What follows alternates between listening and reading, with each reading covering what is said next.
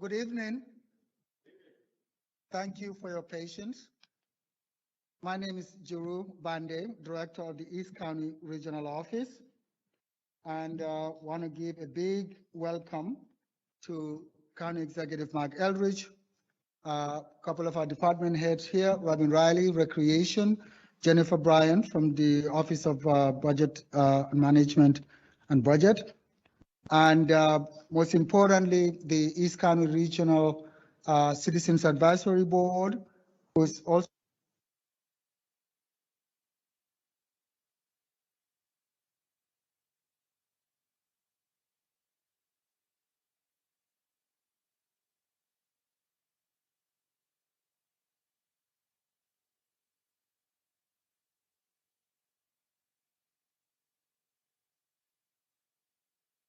and staff for all the technical support they provided to make this evening possible. I would also like to welcome my colleagues, the two directors from Up County Regional Office, Craig Wims, and the Silver Spring Regional Services Center, Jacob Newman. Just a couple of housekeeping items.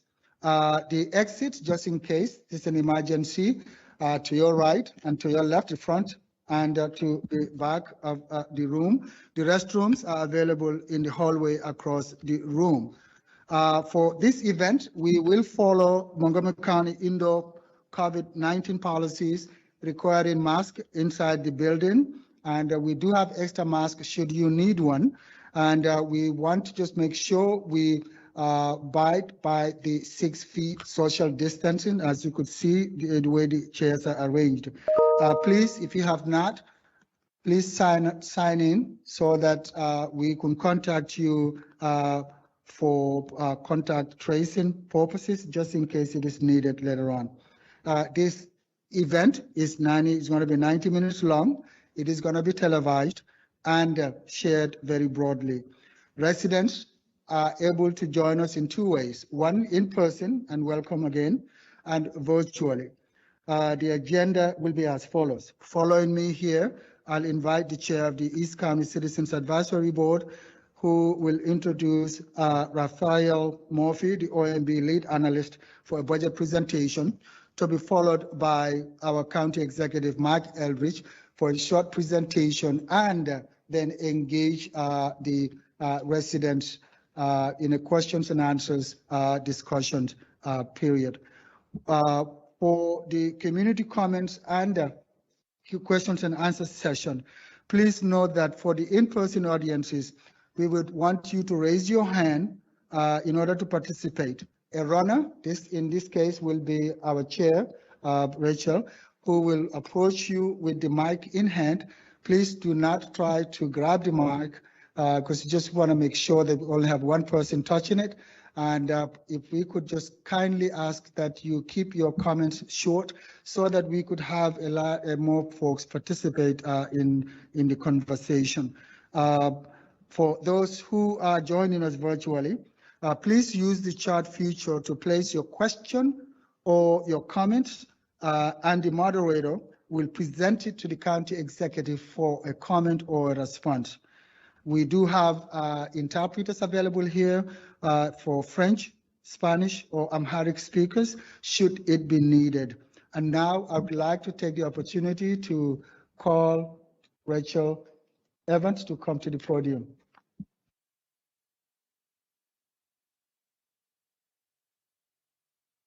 Good evening. As Jeru said, my name is Rachel Evans, and I'm the chair of the East County Citizens Advisory Board.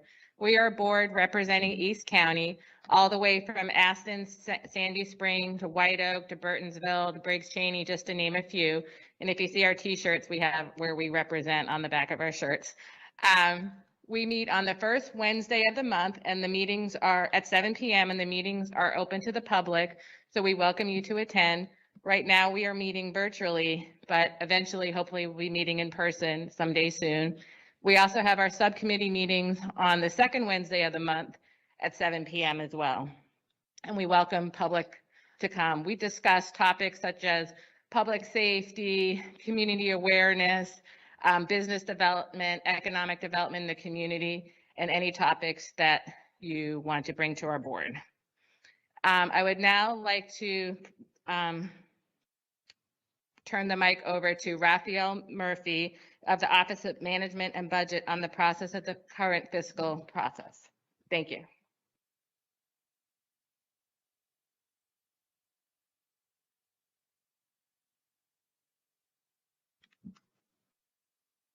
Good evening, everyone.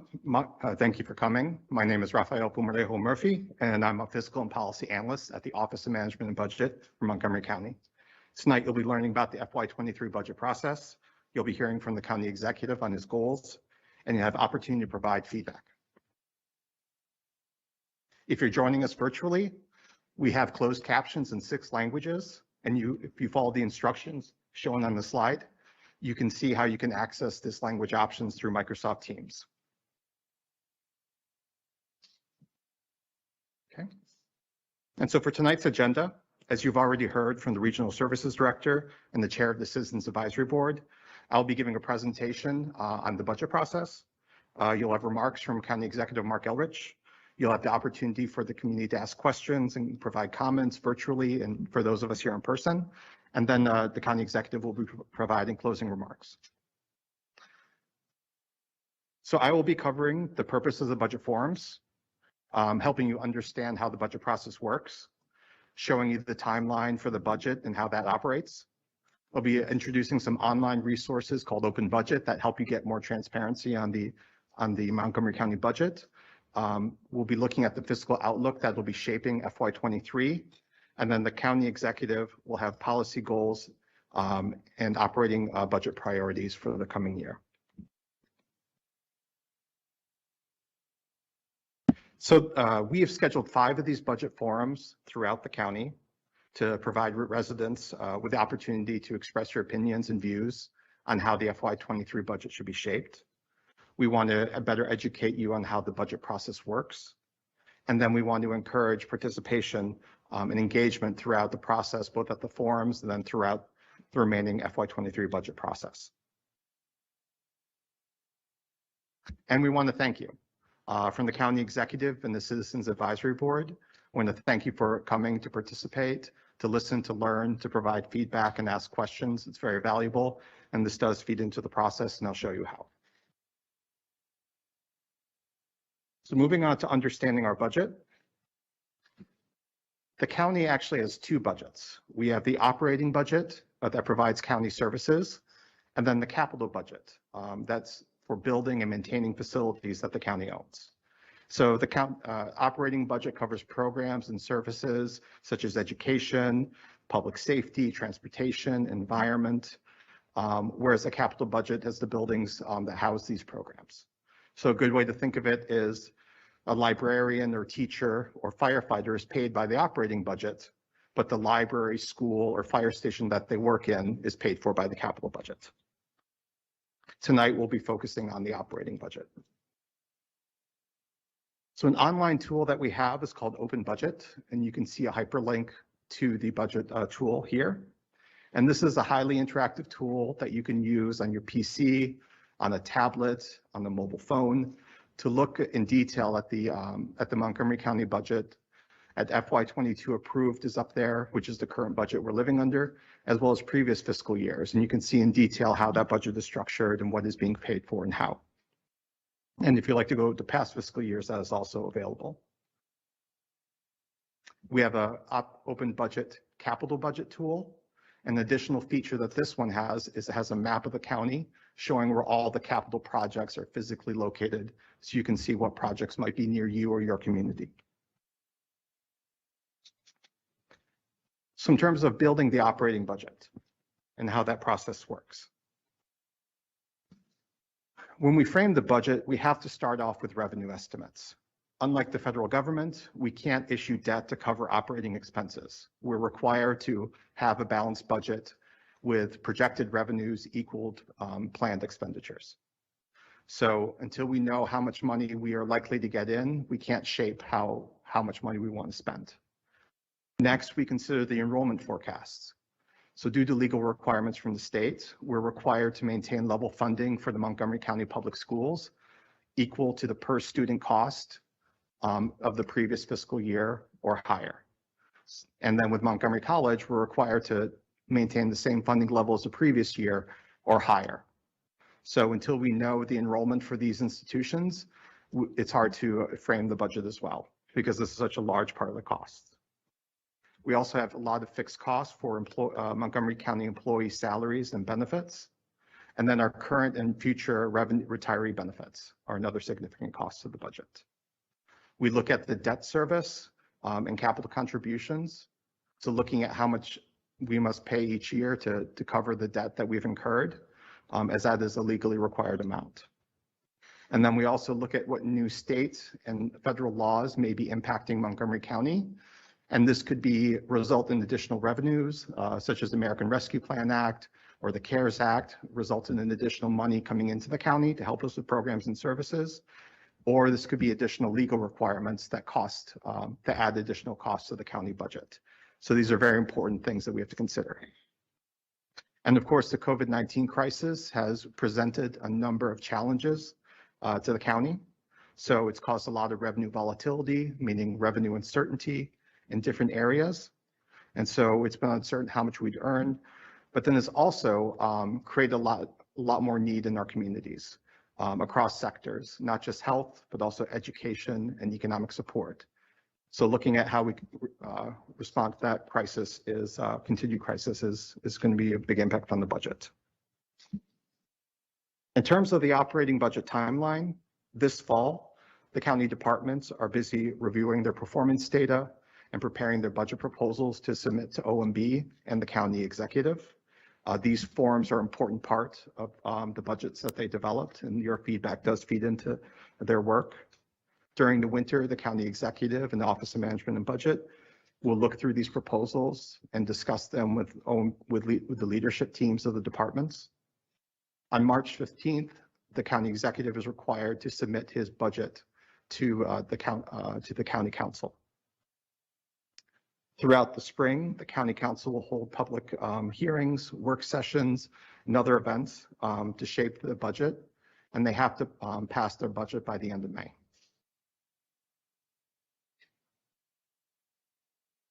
So in terms of community participation, these budget forums are not the only opportunity for you to participate in the process. The county executive has also initiated virtual town halls that you can attend. There are numerous boards, committees, commissions across the county that you can participate in and let your voice be heard. You can submit letters and emails to the county executive and the county council on various issues of concern to you. And the county council also organizes public hearings during their stage of the budget process, where you can submit written testimony or provide oral testimony as well. And of course, I've outlined some online resources where you can learn about the budget, how much money is being spent on what in areas that might be of interest to you. We also recommend participation in the community advisory boards. These are a great way to see about what the big issues are in your community, what is being done about them. So we encourage you to participate here. It's a great way to provide feedback and let your views be heard in the county. Here on this slide, you can see hyperlinks to the community participation or regional community advisory boards for where you might live. So looking at the fiscal outlook, again, we have to be a fiscally responsible government, and that means that the budget expenditures have to equal the revenue that we are expecting to receive. So we're required by law to have a balanced budget. We have an aggressive reserve target policy. So we target 10% of adjusted government revenues as a reserve for rainy days. And that reserve served us well during the COVID pandemic early on when we had to draw on that. We also have to manage the growth in debt expenditures, because we don't want a lot of debt service costs to be pushing out needed public services programs and reducing funding for those important efforts. And then we also have to manage our retirement obligations and retiree health insurance, which is a significant cost for the county. So looking at the FY22 operating budget, this increased by 2.3% over the FY21 approved budget, which is a moderate rate of growth. And looking at what that was spent on, a large portion of it covered just by MCPS and the college with the maintenance of effort requirements from the state, servicing our revenue stabilization fund, which is the reserves, and then debt service payments. Those three things took up 65% of the FY22 approved budget. So that only leaves another 35% of the budget to be flexible for everything else the county does. In terms of tax revenue increases, this has been a positive. The FY21 preliminary tax data shows increases more than what we expected in March. We will not have final figures until the end of the year, but it's optimistic. We had a significant amount of federal funding infused in Montgomery County from FY20, 21, 22. If we had not received that federal funding, we would be in a much more difficult situation right now with the budget. But we do have a lot of uncertainty around bus fares, licenses, permits, and other sources of revenue due to the COVID pandemic. We're just not sure how we're going to be impacted yet. In other positive news, in September, the state of Maryland found they had a $2.5 billion surplus from FY21. The county's August income tax was also higher than previous estimates. But the big two things that are still unknown is that in October, we'll learn about the property taxes and how much we receive from them. And then we'll learn about November income tax distributions as well. And so all of these parameters will shape how much money we believe we'll have for FY23 in that budget. So from some further data points on fiscal outlook for revenues, home sales increased by 31.6% through July 2021 compared to the same period last year. That usually indicates a high amount of revenue. But on the other hand, we were seeing increased need. The county's unemployment rate, which was historically around 3.2%, jumped up to 8.6% during the height of the pandemic and has come down to 5.7%. While that's good, the unemployment rate still usually indicates a level of need that there might be in the community. So the need of the county budget might be higher. But of course, again, the federal funds that we receive are critical for unemployment and business assistance, help mitigate a lot of the harsher impacts that the pandemic could have had. To look at the budget visually, when we're looking at our fixed commitments versus the flexible amount of money in the budget, if you look at the total general revenue that we receive, over 70% of that is spoken for in the FY22 budget, covered just by MCPS and the college commitments, the fixed payments that we have on debt service, and the fixed payments required for the reserves, pensions, and employee health insurance. Again, that only left about 28.5% of other resources to cover everything else. And looking at where the money comes from, the three main sources of tax revenue for the county are property taxes, which is the largest, income taxes, which is the next biggest at 1.7 billion or 28%, and then transfers from the federal and state governments at 1.4% or 1.4 billion or 23%. So beyond these three sources of revenue, all our other revenue comes from which is 17.8%, comes from these variety of other sources. So really the property taxes and income taxes and federal and state funds are the drivers of the county's revenue. And this will be my last slide. And so looking in detail about how all this revenue is being used specifically, you can again see that a significant portion of the Montgomery County government budget is tied up in just a few areas. So MCPS alone makes up about 46.5% of the budget in FY22. Public safety, debt service, and health and human services, those three categories make up another 24%, which leaves about 35% of the budget to cover everything else that Montgomery County does. And so with that, I'd like to introduce County Executive Mark Elrich and to discuss his FY23 budget priorities. Thank you.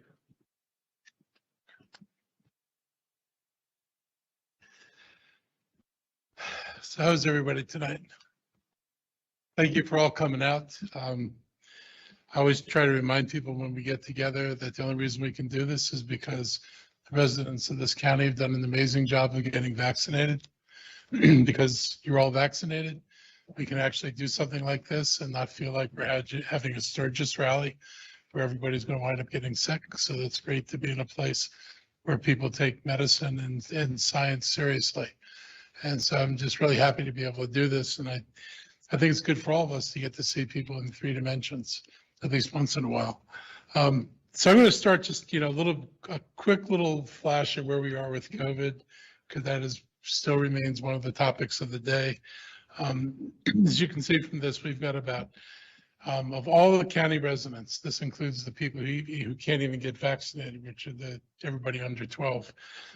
We're about 84% with 1 dose, and we're 76% with 2 doses. And you can see in the graph at the bottom that our cases have come down from the peak a little bit, right there at the end, but we didn't hit the higher peaks that we had earlier. So this is where we're trending. We're hoping these numbers continue to come down. The percent of county residents vaccinated by age, if you're just taking rounding numbers, 65-year-olds are pretty much covered. The 12 plus population for the CDC numbers have us at about 99% for 1 dose and 90% for 1 dose. You'll see different numbers for the state, which are a little bit lower. One of the differences between state numbers and our numbers, the state only counts people who are vaccinated through the Immunet system in the state of Maryland. So if you went to one of our clinics or a pharmacy or a hospital and got your doses, all those people were registered through Immunet. If you worked in the District of Columbia or Virginia and got vaccinated over there, and we know a lot of people did that, Maryland has no way of counting them. And so the Maryland data is too low, and our data, the CDC data, may be slightly high, but basically we're in a really good place regardless of which data you use. We've vaccinated a heck of a lot of people. Next slide. Bottle of water. So this shows you that just the numbers on the population, so you can see what we're dealing with. So that just breaks it down. You can look at the different categories again. That's actual people, not just percentages. Go to the next slide. You can kind of see the changes over time. The number of vaccinations when this was really, really bad and everybody's fighting for vaccinations. That's those big bars. Vaccinating is tapered off as more people get vaccinated. Our daily totals are up a little bit from the low point, but we still like to drive them a little bit higher. We know there are more people out there who haven't been vaccinated. Our testing has kind of gone up and down, as you can see. We're down on a downward trend. Even if you're vaccinated, you need to get tested, particularly if you've been exposed, because there are breakthrough cases. And while breakthrough cases are unlikely to have really, really serious effects, they can still make you sick. My own son had a breakthrough case. I've got other friends who've had breakthrough cases. None of them required medicine. None of them wound up in the hospital, but all of them spent 5 miserable days dealing with it. So you should at least know what you're dealing with, particularly since we're in the flu season. So you have other things to worry about. And this kind of gives you an idea of what the county administered out of all these tests. And so you can kind of see the green is the county. And so we've been a really high vaccinator in this region. And it was either the county or the community partners we worked with that provided most of the vaccinations. So these are some of the things we've done under the COVID response. We've put out rental assistance, $44 million to date. It's actually more than that. This data is about a week old. We met the federal targets for the 65% that the feds wanted us to have distributed. We've already done that. We put out $25 million in direct assistance to small businesses. We put a lot of that out really early before there was any state or federal money, thinking that we were going to open up in May or June of 2020. That didn't happen. I was part of discussions about whether we were going to open for 4th of July that year. And obviously things went in a different direction. We've put about $25 million into economic and tourism revitalization. Montgomery County is the only county in the country that does a working family income supplement. So there's a federal program that provides an income supplement. Montgomery County adds to that.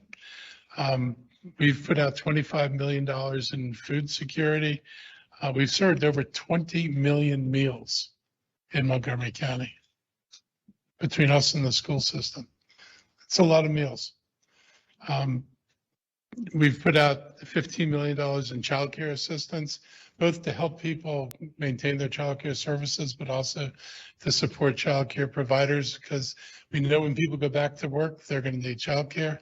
And everybody has been very concerned about child cares closing down during COVID and not being able to reopen. So we've provided assistance to them. We did $10 million in direct aid to hospitals. We did this early on, and there was a point when the county, we had bought enough of personal protective equipment that we were actually able to give hospitals personal protective equipment when they couldn't find it.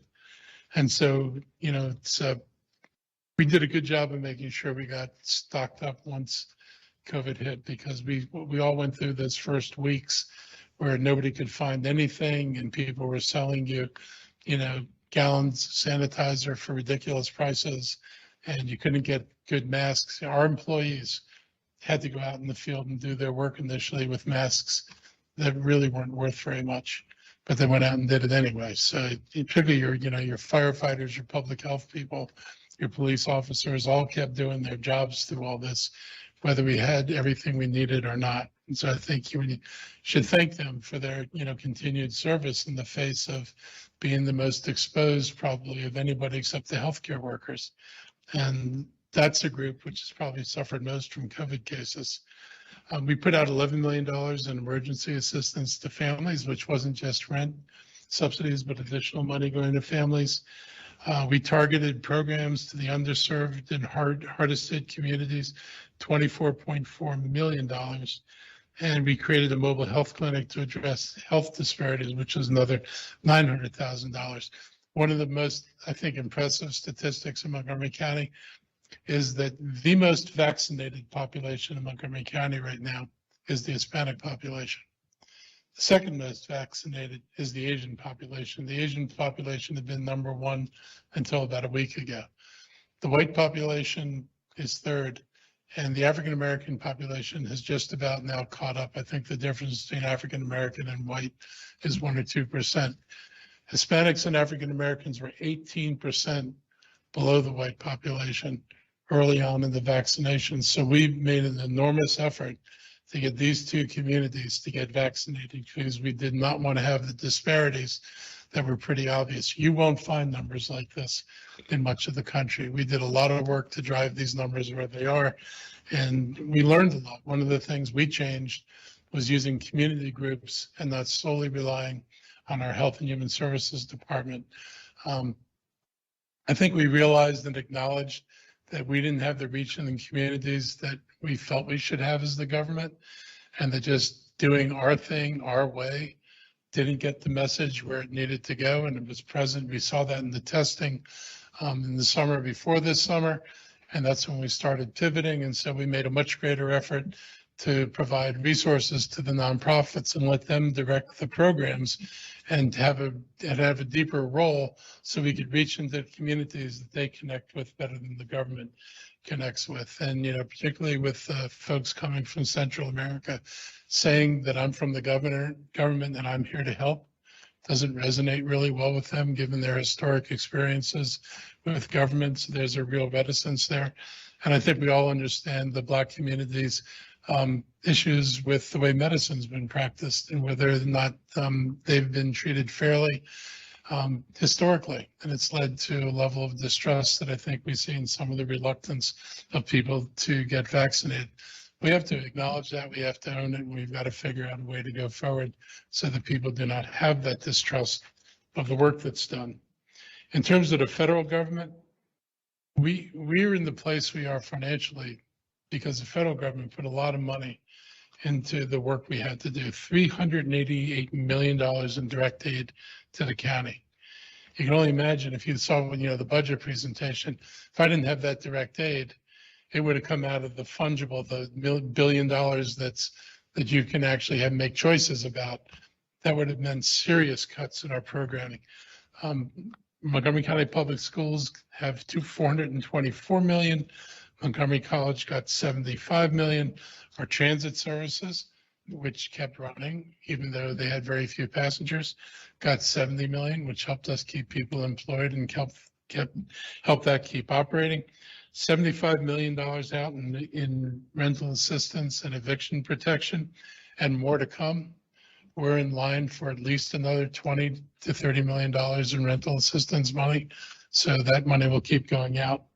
And the state received $5.5 billion, which no doubt helps them end the year with a surplus of $2.5 billion.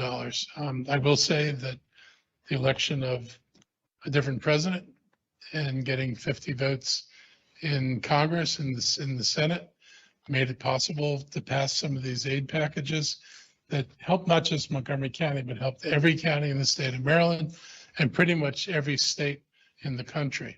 So our ability to get that aid and the federal government's willingness to put that out helped everybody. And I'm deeply appreciative of the work that our delegation did to achieve that.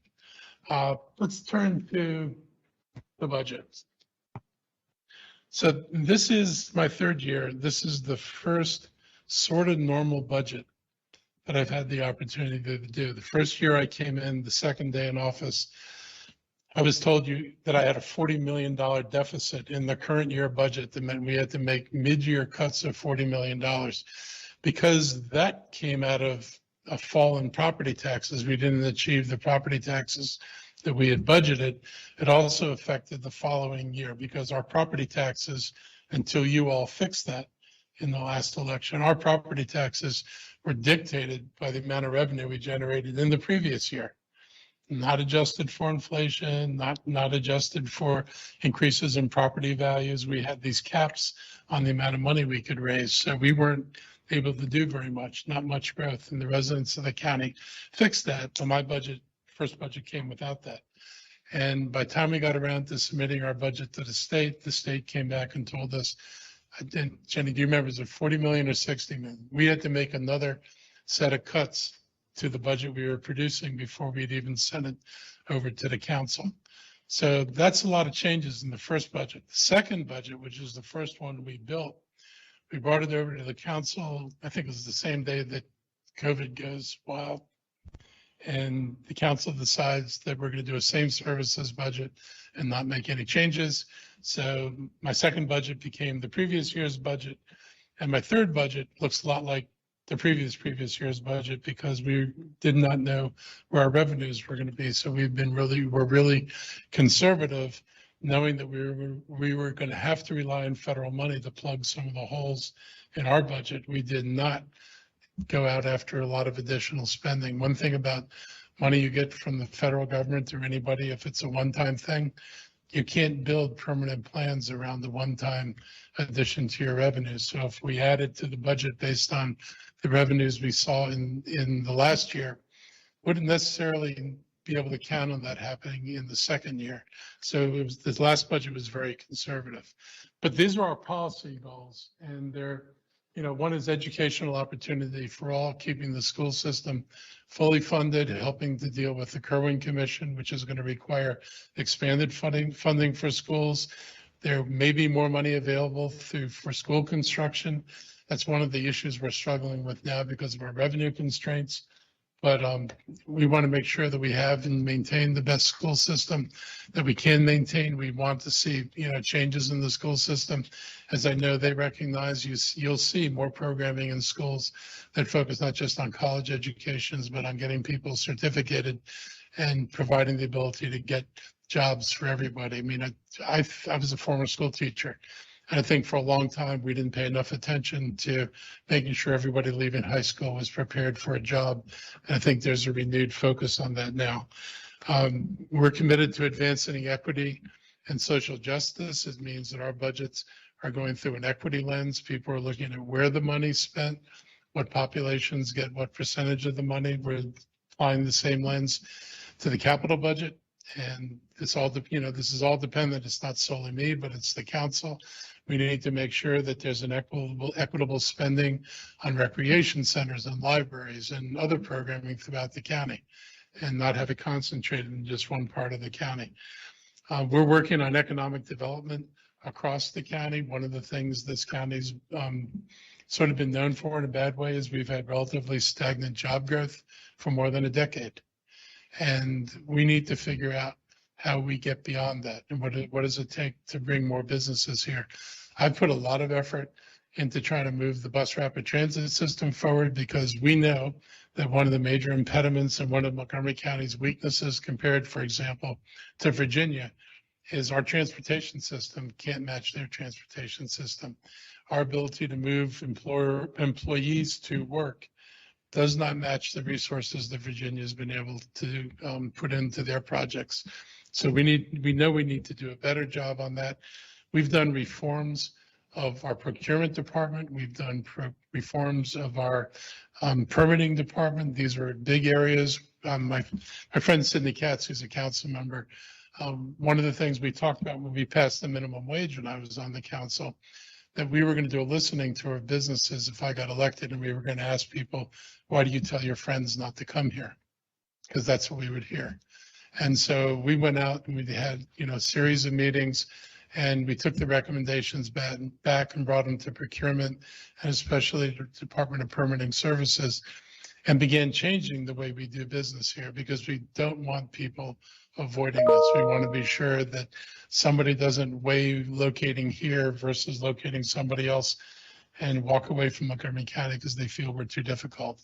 And so we've made progress. We're going to continue to make progress on changing the perception of Montgomery County, because that's important if we're going to get people to come here. We are dedicated to dealing with environmental sustainability. I have put forward probably the most aggressive climate plan anywhere in the country. Our goals are 80% reduction in greenhouse gases by 2027, 100% by 2035. Yes, those are amazingly difficult numbers to grasp and to try to get to. But when I was on the council, we decided to set goals like that, because if we set more modest goals, achievable goals, we might have achieved them and not done the things we need to do to fight climate change. So we wanted goals that would mean that there would not be a day where we're able to say the job is done, we can relax now. This is going to take a long time to work our way out of a mess that we spent, the better part of a century and a half building. And so we're going to have to do the right things in this county. So we've sent over new building codes for new buildings, and would require them to be cleaner and green and consume less energy and use more clean energy. We've sent to the council a bill that would require older buildings to come up to more modern building standards so they can achieve climate goals. If you think about it, for whatever growth people talk about happening in Montgomery County, if it's another 40,000 housing units over the next 10 years, there are still almost 10 times that many of housing units that exist today. So if you don't deal with the already existing environment, you can't meet climate goals. So we know we have to deal with it. Part of our plan includes that. We're looking at expanding solar. We're looking at alternative forms of energy within the county, including hydrogen. So we're fighting this on all the fronts we can fight it on, and we're constrained by one thing, and that's money. And so we've been, talking with the federal government, and one of the things we've told people is, unlike much of the rest of the country, we're not in the theoretical phase. We don't want money so we can study something. We know what we need to do. So if the federal government has money, Montgomery County is a good place to test these ideas out, because if we can make it work here, it offers a way forward for other jurisdictions to move. And we've also worked at, efficient and effective public services. We are encouraging our employees to tell us how to do things differently.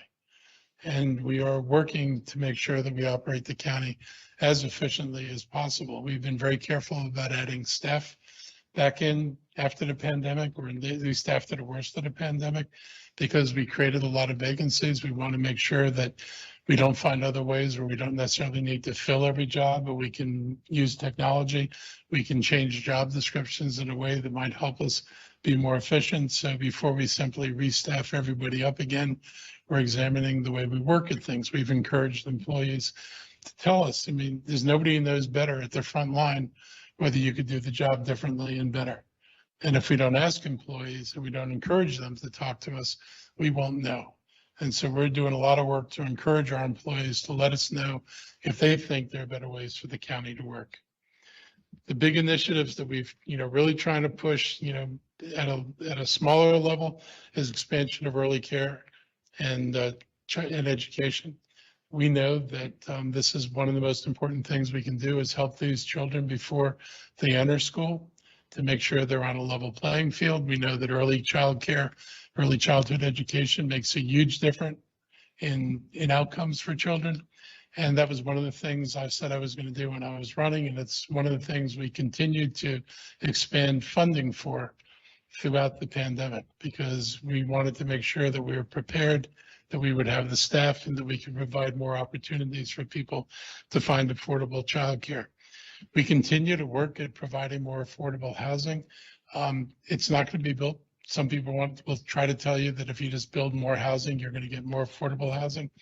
Not going to happen. If you're building more housing, you're building market rate housing. That does not create affordable housing.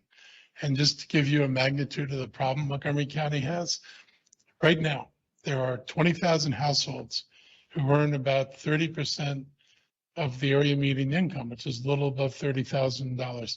Those are 20,000 households not living in subsidized housing. They don't live with HSC vouchers. 20,000 people making about $30,000, spending 60% of their income for housing. Not much left over after you do that. There's an almost equally large group between 30 and 50% of median income. None of our housing programs address that. Our moderately priced dwelling units, which we like to pat ourselves on the back for, and it's true that other jurisdictions don't have this, but they don't serve these income levels either. And so we need a more robust program that serves people at wider levels. And the growth projections for the county over the next decade, of the 40,000 households, somewhere between 2/3 and 3/4 would require housing subsidies. And half of them would be below 50% of median income, meaning they need deeper subsidies. So our problem is complex. It's not going to be solved by luxury housing being built in Bethesda. That will not generate the affordable units we need. So we need a more aggressive approach. We're doing a project in the Wheaton area where all of the units are below 75% of median income. We worked with a developer that was rezoned under a master plan in Twin Brook. We had a piece of property they wanted. We were able to get, in exchange for our property, higher level of affordability. And the most important thing, instead of the right to apply for the apartments when the new apartments were built, we got the tenants the right to return to the apartments as long as they were in good standing with the developer if they had to move out of the apartment during construction. And that's a big difference, because when people have to reapply, if their credit's bad or their income doesn't meet income guidelines, they don't get in. If they were in good standing with the landlord, if they'd found a way to pay the rent, even if we were paying a higher portion of the income, we wanted to make sure that those people could go back to their apartments. We continue to work at building bus rapid transit. You guys see a portion of it. You're the first part of the county that got the rapid transit in the form of Flash. It is decent above New Hampshire Avenue. Although New Hampshire Avenue runs in mixed traffic. This is now in study, and we're going to advance that so we get that part of the road out of mixed traffic as well. So you have a genuine rapid transit system to connect Burtonsville to the Silver Spring. And, we work with Howard County, which has an interest in actually extending this up to Columbia, and which would take a load of cars off of this nightmarish road that's out here. So we're continuing to work on that, as well as building bus rapid transit around the county. You'll see the New Hampshire BRT is also in the planning stages now. We have a plan for Randolph Road that would take it from here all the way over to 355 Rockville Pike. So we're taking a serious approach to bus rapid transit. There's a line that would run from Bethesda all the way up to Clarksburg, and then there's Corridor Cities Transitway. So we continue to design this, and we continue to work on developing funding sources. I talked to you about climate change. I talked a little bit about improving economic and community development. We do have probably one of the biggest things. We have a joint development agreement with WMATA to look at the White Flint Metro Station. I believe it's going to become a life sciences center. They believe, the developers believe, and the WMATA's consultants believe that that is a logical place on top of the metro for that. We have more assets in the 355 corridor from Friendship Heights all the way up to Shady Grove Life Sciences than almost any jurisdiction in the country. We have amazing life science assets that we're ready to build on, and we're going to do that. On the East County, we're working, I've put the Burtonsville, we have a park and ride lot there in order to stimulate development of that shopping center, which has sat there, unbuilt now for, it's got to be close to a decade. We have put an RFP out on the street to develop the shopping center in a way that would enhance and encourage the development of not the shopping center, to develop our park and ride in a way that would enhance the development of the shopping center. We're meeting with the developer and talking with them about what it is we need to do.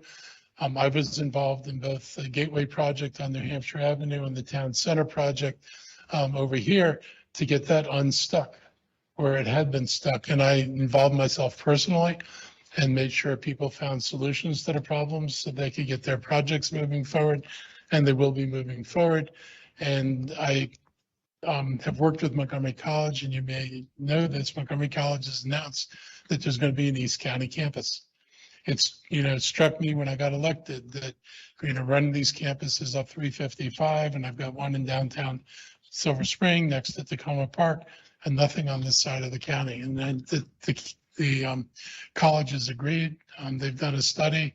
They're now deciding on the strategy for how they're going to go about expanding that into the East County. But I'm excited about that. We're reimagining public safety. We need to do a better job with our police. We need to create an environment where everybody feels safe, everybody feels respected. We need to work with the police department. Just be honest about this. This is, for years, what people did was okay, even if it wasn't okay. It was just accepted. And it's no longer the way things are supposed to be, and they're not going to be that way. People have been trained to do a lot of the things that we don't think they should do. That was part of their training. Contextual stops, a variety of things that don't belong in modern policing and don't build community trust.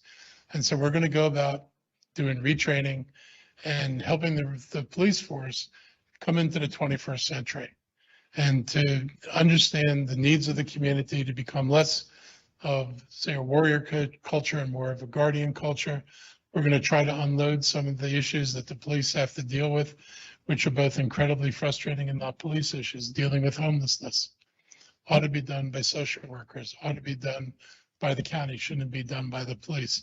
Dealing with drug problems and alcoholism, ultimately, unless someone's, doing something incredibly dangerous, they ought to be dealt with by social workers and providing mental health supports to people and not relying on the police to do that. So we're trying to change the things that they manage so they're not managing essentially things that are unfixable by the police department and require other resources. And we're going to work on retraining where we believe retraining is necessary. And in all things, we're going to continue to advance racial equity and social justice. Montgomery County, did a number of good things historically. It boldly integrated its schools before other jurisdictions did around here, but it certainly wasn't the first. Montgomery County is, as Ike Leggett would say, has said we build bigger tables so that more people can come to the table to be a more welcoming and inclusive county. And I think we do a lot of that. But at the end of the day, we still have high concentrations of poverty in the minority community. Incomes in the Black and Hispanic community are significantly below the white community and the Asian community. Lower incomes bar access to housing.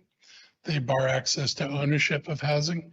And if we do not develop programs that allow people to own housing, we will also prevent the building of generational wealth. So those are real things, and we can't fix them unless we're willing to tackle them. And that's part of the work we're doing, is how do we go about building generational wealth, providing those kind of opportunities, making sure that schools prepare everybody for life after high school, not just the kid who's walking off to college. Those are things we can do, and those are things I'm committed to doing, and I know that the council shares these kind of objectives. I think we're all aware that the world's changing, and we have to be part of that change. Next one. So I talked, a lot about this stuff already. I think we can just skip that one again. So we're applying multiple lenses to the work we're doing. We're looking at, as I said, the racial equity tool, and we're building a budget tool that should be able to look at our investments in a way that you can see where the investments are going. We're approaching things through a climate change lens. This takes time, and I have one climate officer. We're adding to the staff now. We recognize, same thing in the racial equity office, it's a couple of people. We need to build that capacity into all the departments, which is something we're doing. We're training people at the department level to be able to look at a budget through a racial equity lens, determine whether things are being apportioned equitably across the county. We're asking employees to look at what we're doing and give us guidance where they think we might not be doing this correctly. And most importantly, we're listening to the community. We're doing this forum now. When I came into office, the listening forum was after the budget was developed. We thought it would be good to do the listening forums before the budget's developed so that we can hear what people have to say. And I think let's go to the last one. So this is, the projects we've worked on, particularly on the east side of the county. You've got the flash service over here now. I told you about the BRT study. We are now funding a full-time White Oak planning manager that had been split between somebody who shared White Oak and White Flint. There will be one person now to focus on the development over here. Now things are moving.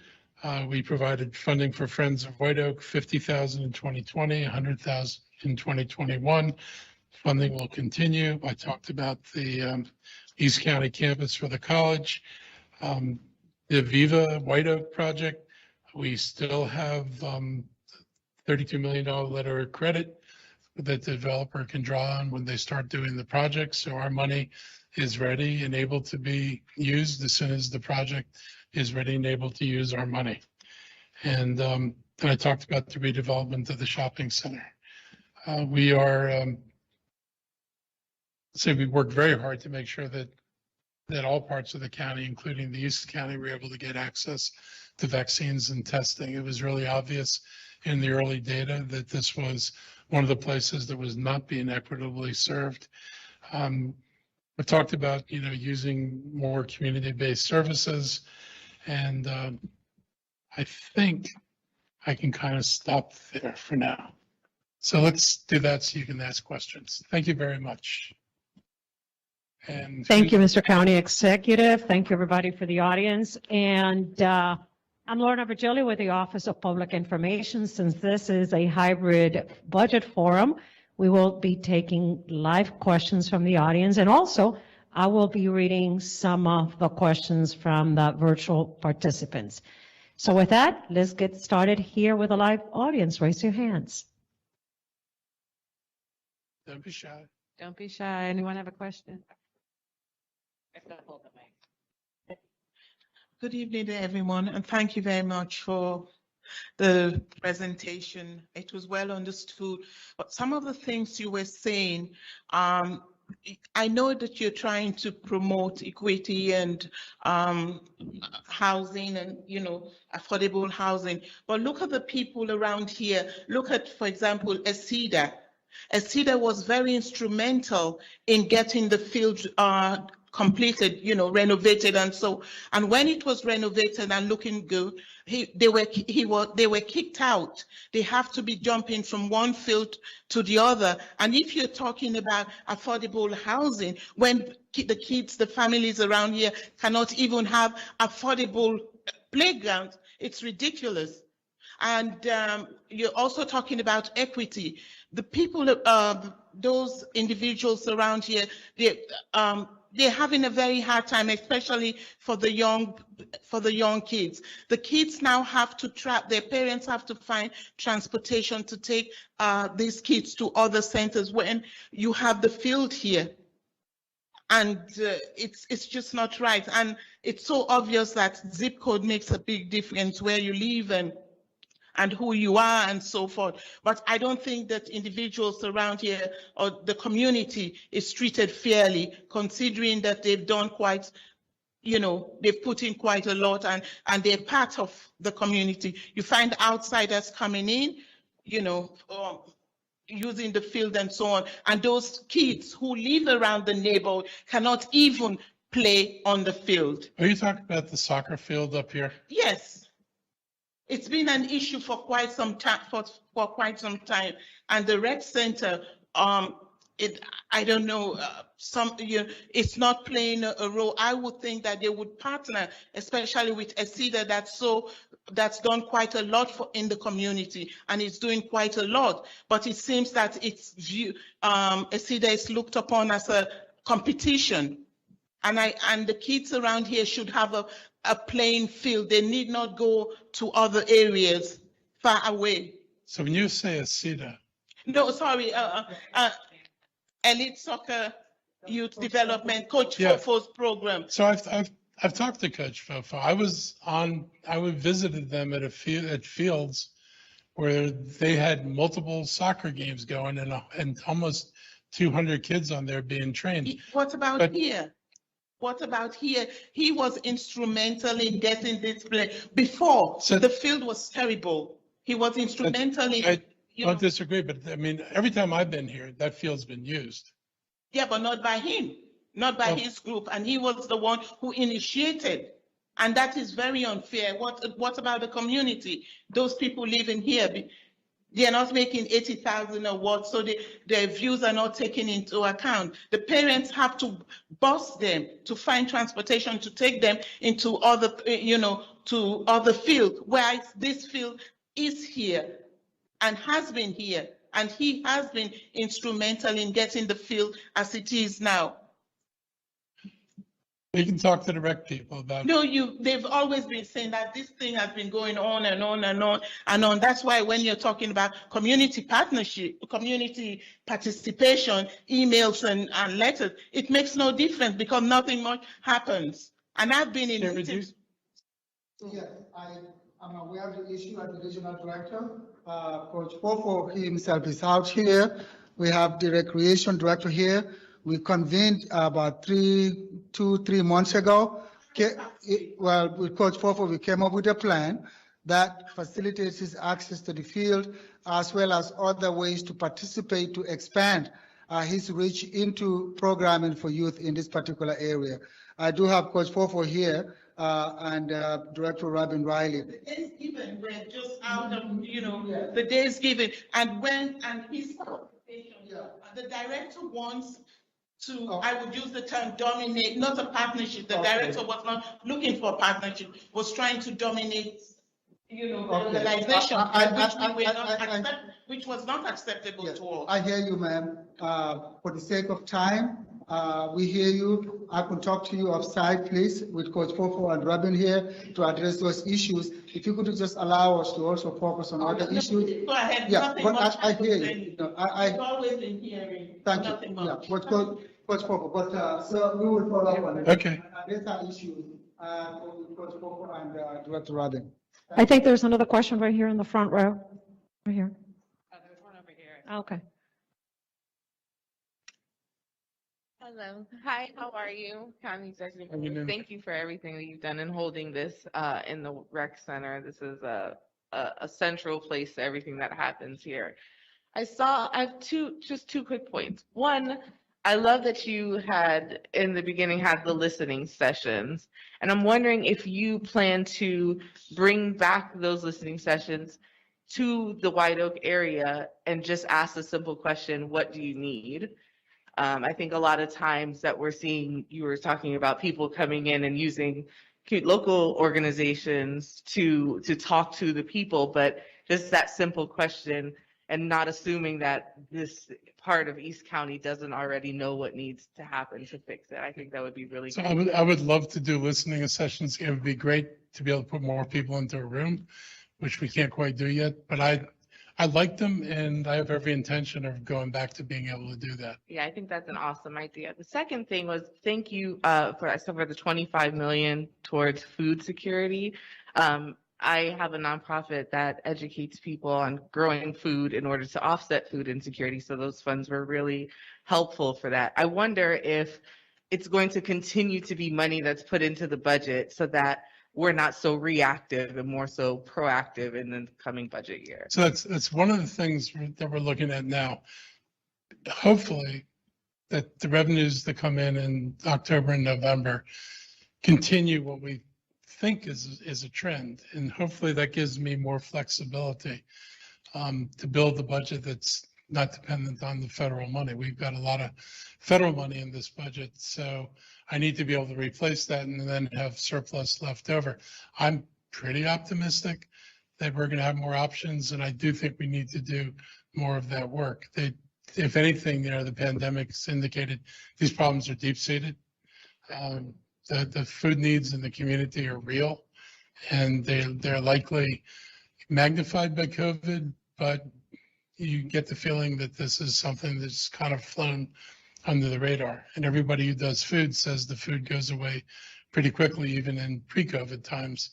So I'm more than willing to talk about what we can do going forward to maintain a more persistent presence in that. Okay, just one last thing is the woman here talked about the kind of the social determinants of health. And one of those things, as you know, the East County was one of the hardest hit areas with COVID. As I do food education, is that considered part of your food security, or is it just providing food? No, I know MANA does some of that work, and food education is important. I mean, you're teaching people, what are the right foods to eat? You're helping people think about preparing food that maybe have never prepared before that might be better than some of the options that they already eat. So yeah, it's all part of it.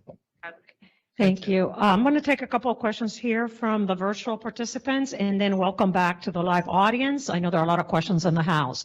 Mr. County Executive John Schuchard, will the county executive commit to removing the budget line for police officers assigned to schools, and will you commit to fund restorative justice programs, behavioral health supports, commit to reinvest that money and culturally competent social workers in Montgomery County schools?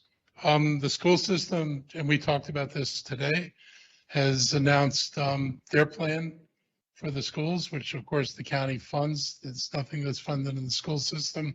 That's not our money. The immediate thing they're doing is 50 additional workers for the schools. They've got an immediate plan, a 6-month plan, a 1-year and a 2-year plan. They're going to look at the funding for reducing the ratios of counselors or social workers or school psychologists to what is considered more like what the national standard should be. There are a lot of things they put in that package. So there's a program for restorative justice. It includes education of teachers to be able to carry out restorative justice. The police are not in the schools. That is one of the changes we made, but we have an obligation under state law to provide a public safety plan, which the school system worked out with the police department. So I'm absolutely committed to funding the restorative justice piece of this, and we will. And I know, this is the program the school system laid out today is actually really pretty revolutionary. I was a teacher for 12 years. I was on the council for 12 years. I've been over here for 2 years. In those 26 years, whatever, a long time, The school system's never talked about doing this kind of work. And the work that they're talking about doing, I think, is going to make a huge difference in the classrooms. It really is focused on students' mental health and well-being and on restorative justice. And in their relationship with the police, it takes a whole lot of things out of what were previously part of what the police did and puts those responsibilities back in the school. Thank you. We'll take one more question here from the virtual participants, and then we'll come back to the live audience. I am Carl Held, and I represent the Climate Mobilization Montgomery County Chapter, a member of the Montgomery County Climate Action Plan Coalition.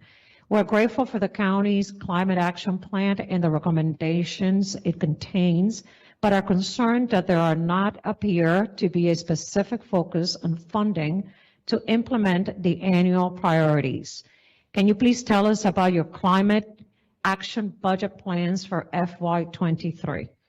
So I can't make a budget plan without the cooperation of the council.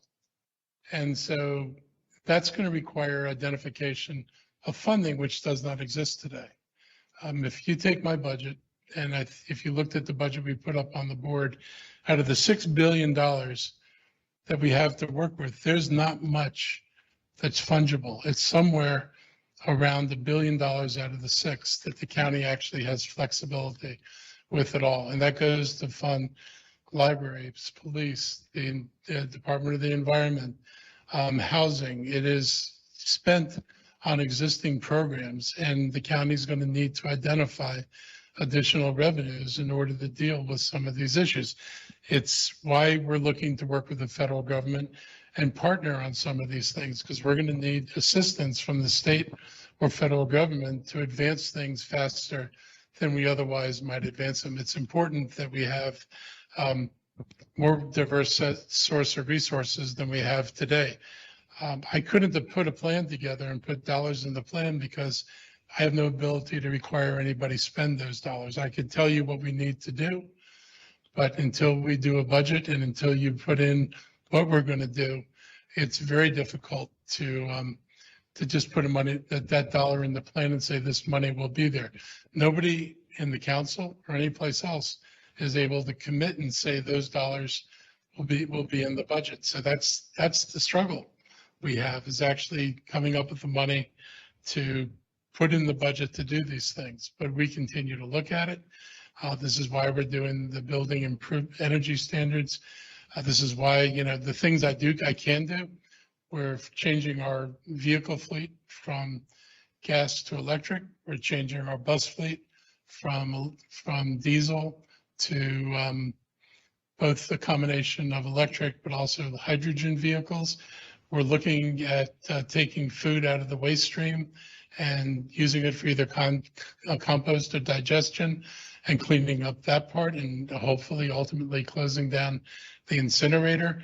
We're looking for more opportunities like we've been able to do, where we can partner with investors in the private sector in terms of expanding solar inside the county and on our buildings, and hopefully provide models that people can use in the private sector.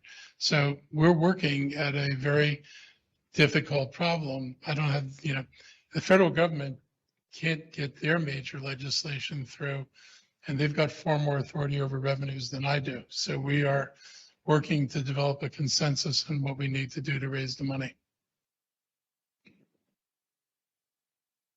How you doing, Mark? Jeremiah, it's good to see you again. First, I want to say thank you for all the stuff you've done to help us get through COVID. I mean, it takes a lot. I know my wife and I watched one time on TV how, things were getting tough, but you stood by, and we really appreciate that. You've done well, and I think people should clap for you in regards to that, because it takes a lot. Actually, I have 2 questions. My first question is about the Viva White Oak project. The Viva White Oak project, as you know, is located in East County. And so what I haven't heard talk about is, this is a multi-billion-dollar project. Is there any plan to ensure that the residents in East County will have jobs from that project? That means in regards to minority participation, that means in hiring the people within the community to have those jobs. And also, that also takes into consideration the project, when it's built out, what type of jobs are we talking about? What type of housing are we talking about? Is anybody saying anything about who's planning on to be employed or what type of businesses are coming to this project, especially if it's supposed to be a science type of project? So what are we ensuring that the people in this community is going to have some employment, is going to have some work, is going to have some jobs, and actually going to be able to get paid from this $1 billion project? That is a really good question. And you get to the heart of some of these kind of decisions. There is no guarantee. I mean, it may be a multi-billion-dollar project, but I have yet to see anything. And I raised this issue before. I mean, nothing's been brought to us. There's been no ask for assistance. If the county needs to do something and we need to contribute, there may be a leverage point, but we don't have a leverage point until I see what the project is and if there's a need for county resources. One of my concerns is if it requires, higher education, unless there's some pointed effort to provide a workforce with the skills that those companies are going to need, we're going to struggle to find them, which is one of the motivations I had for bringing Montgomery College to this side. I wanted to make sure that we started having that kind of education, that a kid over here looked at college as a perfectly normal thing, the way kids in other parts of Montgomery County know about the community college. They've got parents who've been to college. There's assumptions about the normalcy of college that some communities don't have. And so it's important that we provide at least the ability to train and develop a workforce. It is, we don't have the ability over the labor contracts, so only on the county contracts, but on anything that is his private buildings, these are all internal to him. So I think, we all ought to lobby, and be certainly happy to support you. And if we can think of a legislative way, but usually legislation requires a hook, and I can't think of the hook yet. And then my second question is in regards to bringing jobs into Montgomery County. And I think you spoke briefly on it, but what is the real plan of being able to compete with our regional partners? I mean, we see Amazon going to other parts of the state. We see, different employers leaving the county. So what are we going to do to make sure that we are able to bring jobs to increase our revenue, so the revenue doesn't come in the backs of the property owners? Because, I'm a homeowner, and we have a lot of people who are homeowners, and we have these discussions where we're worried that eventually after the election season, they're going to increase property taxes because there's no other source of revenue, because jobs are not being created that pay enough to balance this budget that we need balanced. So, there are a couple of things I think that are good that are happening. First of all, getting these two local projects unstuck means that you'll have two centers that'll have employment. Now, it's not offices, at least not as far as I've seen. And so whether you start bringing offices in here or not are going to depend on what the market says about locating that here. But we're certainly trying to make sure that the two developers who are ready to go forward, that they get the support they need to go forward.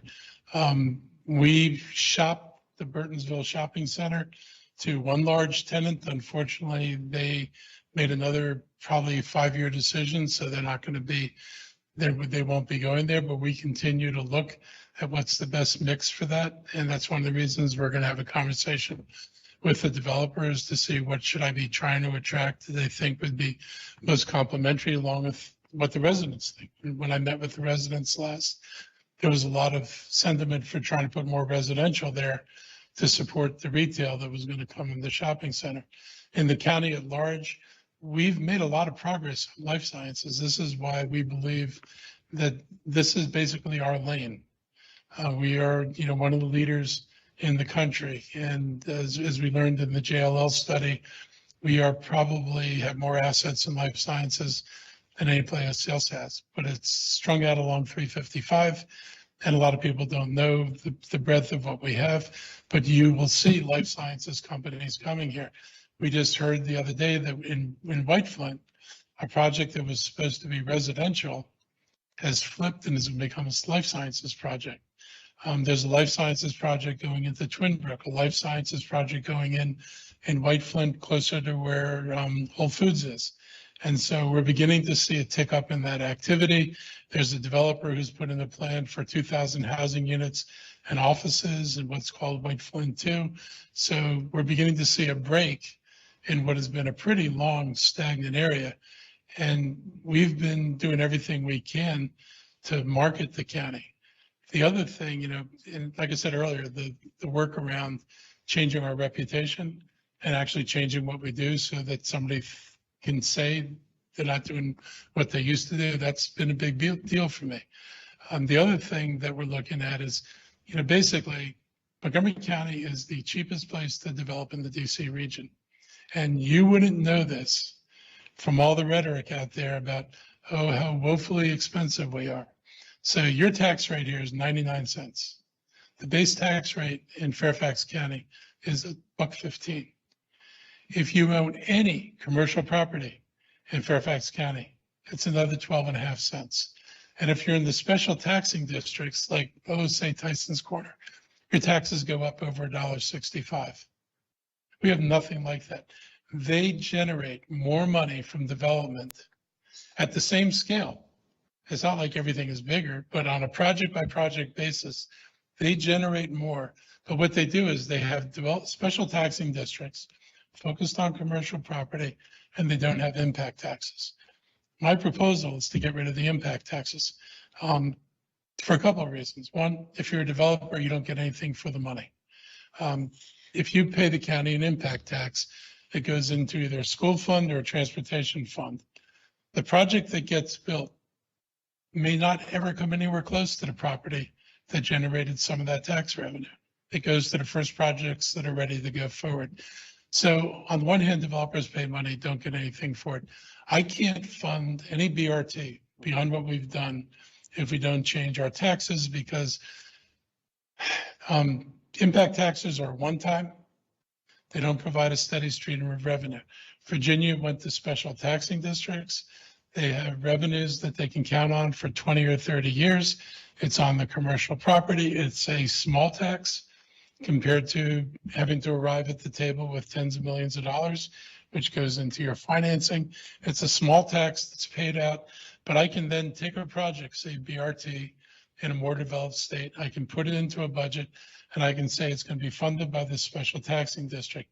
I can float bonds against that revenue. It doesn't come out of everybody else's pocket. We're going to promise and guarantee to the developers this money will not go into the general fund, because I know this is everybody's concern is we'll tax them and it'll go in the general fund and they still won't see anything. So we're going to come up with, make sure it's done in a way that guarantees the money we get goes to build the projects we promise, which in turn will get us over the one thing I can't do that Virginia does. They're more constrained in Fairfax than we are on schools. They have a bond limit on how much they can bond for school construction. They have more portables than we do. So I'm not losing that battle. I'm not the most expensive place. I'm down at the bottom. I'm not losing that battle. But if you go to Virginia and you say, when is that light rail project going to be built? When they have bus rapid transit, or when's the Silver Line going to be built? Other than bad construction and poor management, those things will be built on time. If you come here and ask me when the BRT is going to be built, I can't say anything, because and there's no way I can guarantee when it's going to be built. I know what I need to do to build it. I know how to do it. And if we can get our council and the builders and the residents to realize that, if you're getting beat by Virginia, you ought to look at what they're doing. If somebody's eating your lunch, you ought to figure out how they're doing it. And, I've looked, I'm interested. I want to be able to drive this economy in a way that we don't rely on residential taxes. So this is where I want to go. Well, thank you for answering the questions, but really appreciate it. But like I said, I just want to make sure that the people in East County is represented in all forms of fashion when it comes to these projects, and not at the last minute. Thank you. While you get over here to the next participant, I'm just going to read a comment from a virtual participant. My name is Tiondra Belton. I am a Montgomery College student studying diagnostic medical sonography. I live in Montgomery County. Thanks for your past support of MC. MC has been important for me because I can attend college. It is affordable and close to home. Please continue to support MC so more students like myself can have an option to attend college. Absolutely. You can get your question back there. Absolutely. Hello, Mark. Hey, Eileen how you Finnegan, doing? how are you? I've written down a few things so I don't take a lot of time. First, I'd like to know more about the plans to repurpose a portion of the CHI facility on New Hampshire Avenue, and when will this happen? Additionally, I would like to make a budget-related recommendation. Last evening, I was informed that the monthly meetings of Friends of the White Oak were now limited to only board members, which includes county staff, no longer open to the public. Since the county is funding this group via the Community Engagement Cluster in your office, I ask that any disbursements of funds or new appropriations be held pending the group's compliance with the open meetings law. White Oak needs, and you can see it tonight, even with a few people here, we need community building, we need trust, and we need to trust our communication. The community-wide engagement is rather limited, and we don't need another exclusive club. I have one more thing, if I may. You mentioned affordable housing and the project Hillendale Gateway. I trust that you know that one of the last things that Stacy Spann did was accept an unsolicited offer by the Duffy companies to buy the land that HOC is on for $6 million and accept a 99-year lease, having HOC build the Hillendale Gateway and own the building, but leasing back that land for 99 years with increments of payments. So what's interesting to me is that housing deal, they didn't need the $6 million. Did the county have first right of refusal? Do you even know about this? I don't even know about it. Well, they made a second offer to do the same thing at the Wheaton Gateway. I don't know where that stands, but I think there's something really, I think somebody should take a look. I will take a look at that. And I will look into the board, because if they're a public board and I've got staff on it, I believe it's got to be, it's got to be open meetings. And CHI. So CHI, because of changes in state law and how you deal with folks with disabilities, they can't use the building like they used to. Right, it's really unused. They've got a large portion of it that's unused. And so I'm interested because ultimately I'm the owner of the building, and there's the possibility. And so we've been meeting with people, with the Food Council, with Bethesda Green, about using that facility as an incubator, using that facility as a food hub, working with CHI so they maintain the spaces that they need. I'm intrigued by the fact they've got a commercial kitchen there. We've been looking for a place to do a commercial kitchen so we can do job training. So I'm hoping that we can incorporate that into the work. I picture a commercial kitchen, making lunches and things, and people working in the spaces there, going over to the commercial kitchen and grabbing a bite to eat or a drink. Non-alcoholic, of course. We're seeing that they're looking for grant money from the state, and no doubt some money from us, but we're still at the stage of trying to put this all together. But I'm excited because it's the kind of thing in the East County, be the first of its kind. It's an opportunity to do job training and skill development that is at the level, most of our incubators focus on life sciences and the high end of the world. This would be something that really is kind of organic to the community. Good evening. For those who don't know me, and for the listening on this audience, my name is Dr. Drina Valentine. I am a resident as well as business owner in East County. Mark, good evening. Thank you for having a forum so that the residents of East County can understand this process. And my question is actually based on the process.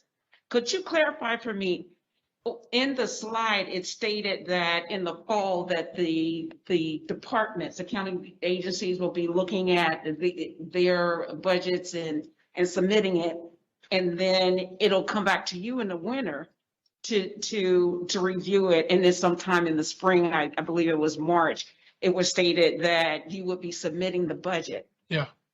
During this process, how does a resident of East County, a small business owner of East County, or any organization, or community who has an interest, has a concern, where do they fall in terms outside of this understanding the budget? Where does their concern fall in terms of getting considered in the budget?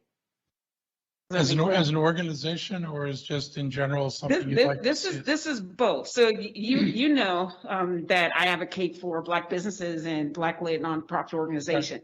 If we have either a concern or want to put forth a consideration to fall into the budget, where in this process, outside of this understanding form that you're doing, do we submit that concern or budget consideration that wasn't listed in the slide? So, I mean, our slides are meant to be broad, Okay. not very specific, but there are two things. If you're thinking about a grant or an organization that looks for grant funding, then you go to our offices, you go online, you look for where to apply for grants, you get the paperwork and you apply for a grant through that and get it done in time, because a lot of times people come in like after the grant process is done, and it's like, I want a grant, and we don't do major grants.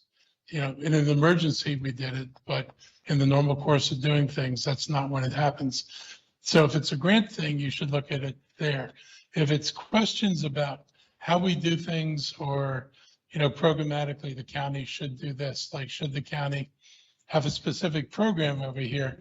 You can raise that through the regional services director, you know, Jiro, and that's true for everybody. You can bring proposals to Jiro, who will then bring it to us. That is the simplest thing, because I could send you to somebody's mailbox in the county government, but it's good having the person on the ground who works this, where you'd have the opportunity to talk to them and explain to them what you want to do. So if you've got a concrete proposal for something that's not a grant that we should do, talk to Jiro. And if it's a grant thing, you might talk to him anyway, because he understands process, but make sure you're getting the grant cycle on time. Okay. Thank you. Okay. Thank you. We'll take one more question here from the virtual participants, and I think we're going to get ready to wrap it up. Mr. County Executive, this comes from Sylvia Saunders regarding equity and social justice. What portion of this budget will be appropriated for county seniors 65 plus to support their villages, resources for social activities, health and wellness programs, financial security, and legal assistance? So we haven't gotten to the point of developing the budget anywhere near at that level. We're working with the big numbers right now. How much are we going to have available? What do we anticipate for the schools? What do we anticipate for county operations? We know what the baseline was, which is last year. And all of us are hoping that the economic news is healthy enough that we can talk to the departments on what are the opportunities for expanding funding. That kind of funding would fall in a priority, because it's truly an equity issue, and senior issues in this county, you know, need to be addressed more fully. And I think we've got opportunities to do more. I like the villages. I'm impressed by the ability of the villages to provide services to our residents that they would have a very hard time paying for if the villages weren't there. So I'd actually value the work they do. So I would like to, you know, look forward to their putting in a proposal, but like everybody else, if you're in the nonprofit world, like the villages are, you've got to make proposals to us to digest. And we also work with the Office on Aging, which is that's Adil's office to, and I know if you're doing this work, you know Adil, then work with her to talk about where, what you think you could do, what could be enhanced, and how we could improve this. Thank you, Mr. County Executive. Thank you, Director Bande, and to all of you that came out tonight to the White Oak Community Recreation Center. Those of you participating remotely at home, thank you as well. And we will have the next fiscal year 2023 Hybrid Budget Forum next Monday, October 18th at the Black Rock Center for the Arts in Germantown at 7 p.m. Thank you, everybody. Have a wonderful evening. Thank you.